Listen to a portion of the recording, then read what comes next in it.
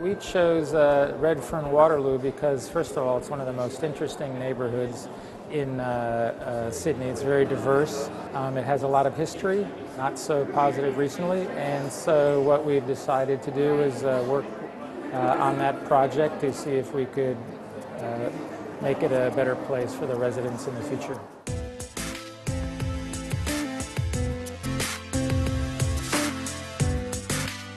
If the world is going to go from 6 billion people to 10 billion people during these students' lifetimes, they have to know how to increase the density of cities, but to keep them humane and livable.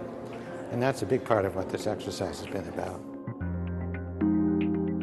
That was a wonderful experience to have Jonathan Barnett come out to us. Really getting his input and his feedback and just his immense portfolio and his experience put a lot into the design, and it was a great opportunity to get to see how he works. When they put all of these 7 designs together, I think you're going to have a comprehensive proposal that goes all the way from the Green Square station all the way up to the Redfern station, and it will be a continuously new designed environment.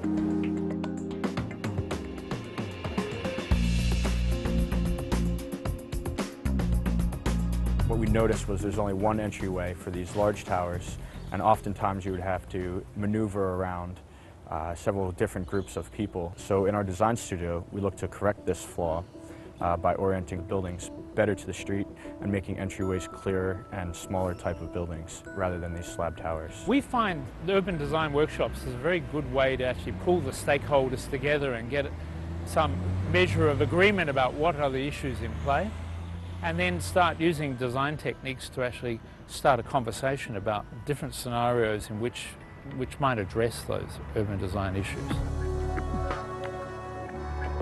It was great to have input from the City of Sydney, Housing New South Wales, and also residents.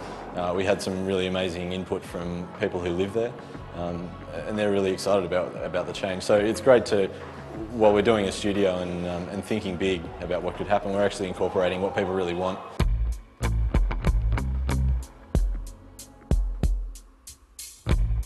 What we imagine in the future is a light rail stop abutting this park, and so it forms as a community center. And as we move further down Elizabeth Street towards Waterloo, we'll end up in Waterloo Park, and that can create a second neighborhood center where we have 2 light rail stops right in front of the parks. The benefit of the students doing this work quite clearly is they're independent and they're full of bright ideas and hope, and they're taking a fresh look. It's a weekday here, and you can see this station behind me is nearly dead. We have the light rail that comes down Elizabeth Street coming down Burke Street and eventually heading out to my left here down O'Riordan Street. We also looked at improving pedestrian movement across traffic to activate the station.